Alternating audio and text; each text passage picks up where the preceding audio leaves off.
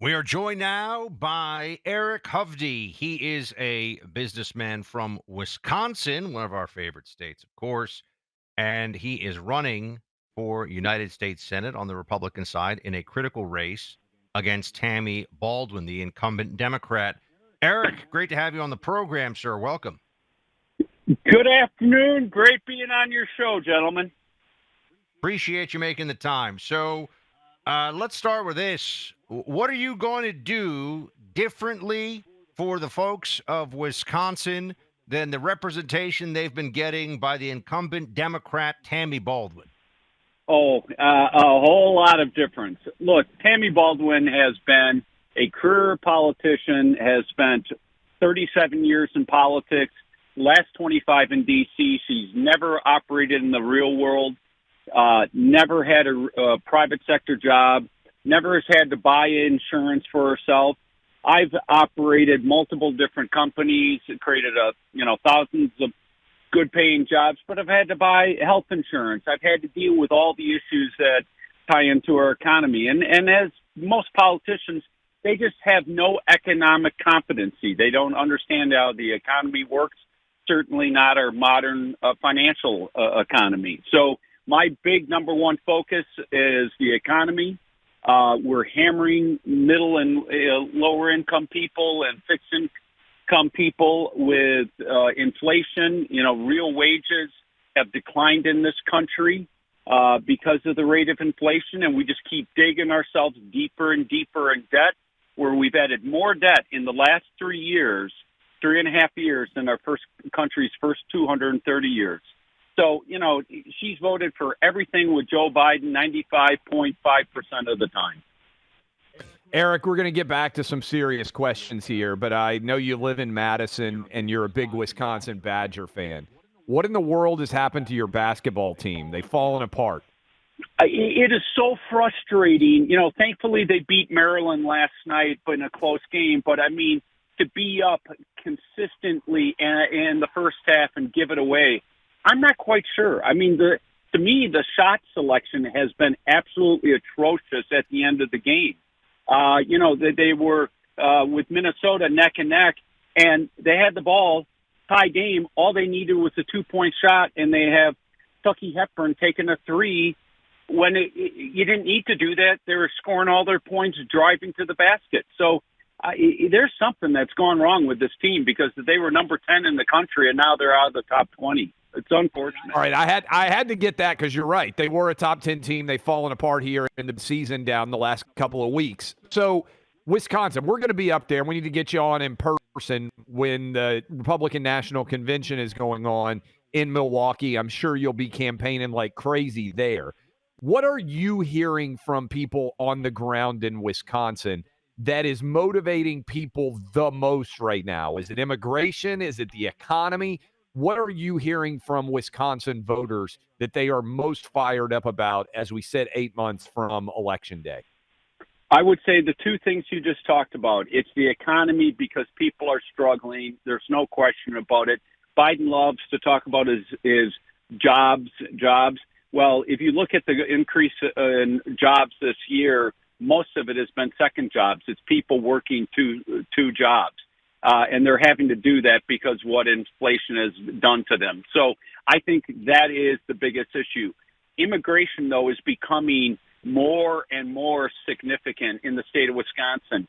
We have a town called Whitewater, 12,000 citizens. They just took and dropped 1,000 people, migrants, illegal immigrants, into this community. Now think of it. Our country is already struggling with having enough housing and medical services and care for our own citizens.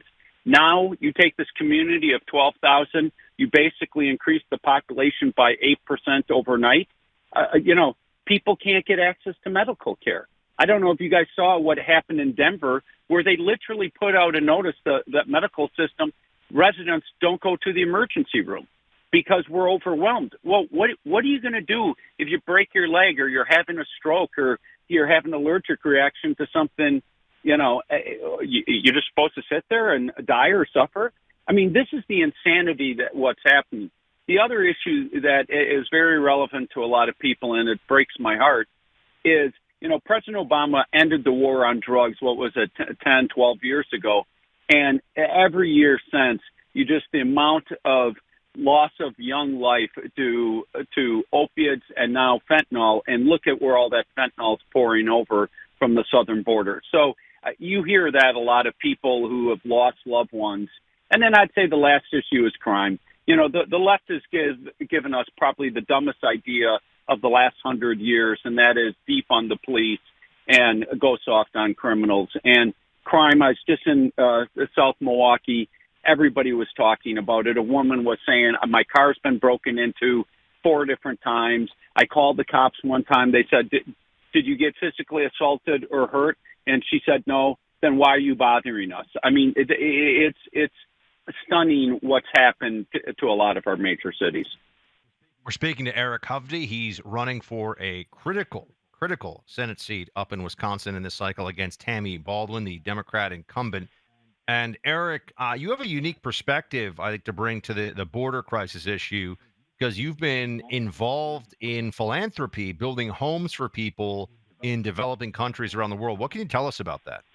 Yeah, so I started the Hovde Homes about 20 years ago in rescuing street children, because if you're abandoned to the street or you lost your parents or whatever it may be, and you're living in a third or second world country, you have been afflicted by everything, not just homelessness, a lack of food, all the rest, but quite often these children are abused, sexually trafficked, and become glue addicts to suppress their hunger and their emotional pain. So we have built homes, 9 around the world, that takes children in, not only gives them food, shelter, clothing, but we give them skills training and, education. But most importantly, we provide them love, because the human soul thrives on love. Everybody wants to love and be loved, and these children have never had love. So it's Christian-based. We have 3 in Central America. One of them explicitly deals with young children that are sexually trafficked. All of them touch that issue. We have 4 in Africa. One deals with pulling children out of slavery that are captured or sold off on Lake Volta. There's still a lot of slavery in Africa and India and China. So these are what the homes do, and it's providing loving care to those that have least.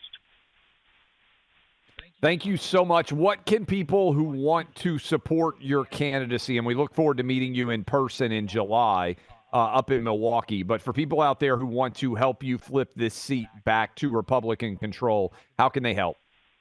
Well, she's one of the 3 most liberal Democrats there is, votes with Biden 95.5% of the time.